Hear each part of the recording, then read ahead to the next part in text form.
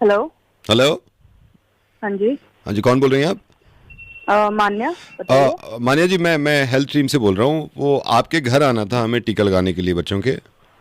बच्चे? मेरे हाँ, घर पे मैं तो मैं बच्चे कल आया नहीं था। हैं। मैं कल आया था आपके मोहल्ले में। आपके आपके घर के बच्चे का टीका रह गया था। मेरे घर पे कोई बच्चा है नहीं, लेकिन। बच्चा नहीं है आपके घर? नहीं। हमें तो आवाज़ें आ रही थी घर में से। मेरे घर से आ रही थी बच्चे की आवाज। हाँ, वो कह रहा था तुम मिले तो तौल तो नहीं तलते, तलो दोनों दोनों हाथ में थो जाते हैं, थाना भी था लिया। अबे तो तुझे क्या है? अपने मुंह से बोल रही थी, अपने बॉयफ्रेंड को बोल रही थी, तुझे क्या है?